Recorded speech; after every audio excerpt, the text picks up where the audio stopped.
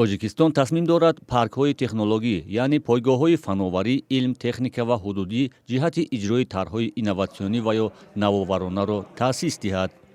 барои омӯзиши таҷрибаи кишварҳое ки дар онҳо паркҳои технологӣ рушд кардаанд дар душанбе ҳамоиши онлайнии табодули таҷриба баргузор шуд.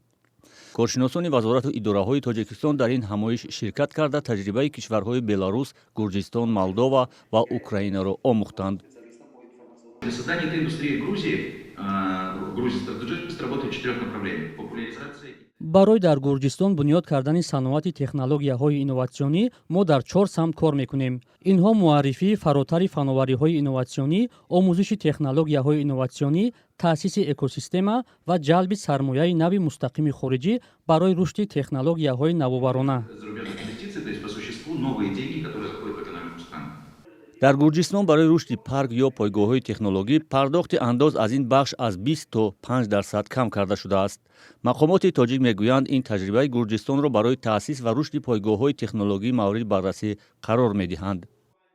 ин замон аз ҷониби мақомоту идораҳои дахилии кишвар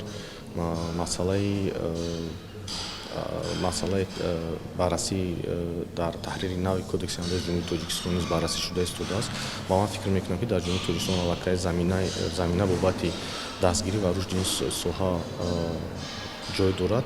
ҳоло дар тоҷикистон дар истифодаи технологияҳои инноватсионӣ, барномасозӣ, омӯзиши технологияҳои инноватсионӣ ва дарёфти даромад аз истифодаи фановариҳои инноватсионӣ Алифбонк пештоз аст.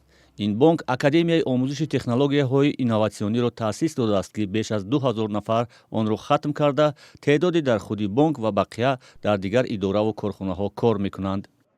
барномаҳое ки хориҷиянд миллионҳо доллар меистанд.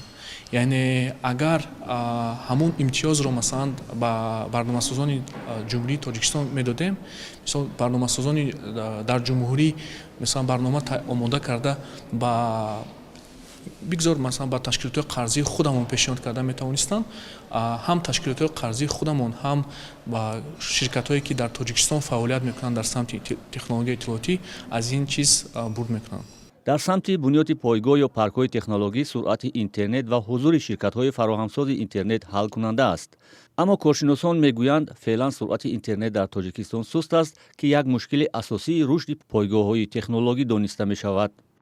танҳо як IT паркро кушода ба умед шуданд ки тамом айтишникҳо ком мегиранд ва молу маҳсулоти беҳтарин месозанд. ин чиз аз мантиқ дур аст, барое ки бояд ки масъаларо васеътар нигоҳ карда ва васеътар ҳал кард. масалан аз ҷумла масъалаи андозбандӣ, аз ҷумла масъалаи сохтани инфраструктура барои ҳамин компания. ҳам интернет бояд ки босуръат бошад, ҳам интернет бояд ки арзонтар бошад, ҳам интернет бояд ки дастрастар бошад. намояндагони вазорати саноат ва технологияҳои нави тоҷикистон низ инро эътироф мекунанд ва мегӯянд масъалаи суръат ва сифати интернетро ҳатман бо мақомоти масъул дар миён хоҳанд гузошт. ин дар ҳолест ки солҳо ба ин сӯ тоҷикистон дар фикри роҳандозии ҳукумати электронист, аммо бо иллати заъфи интернет ва бетаваҷҷуҳӣ ба фановариҳои нав ин тарҳ ақиб мондааст.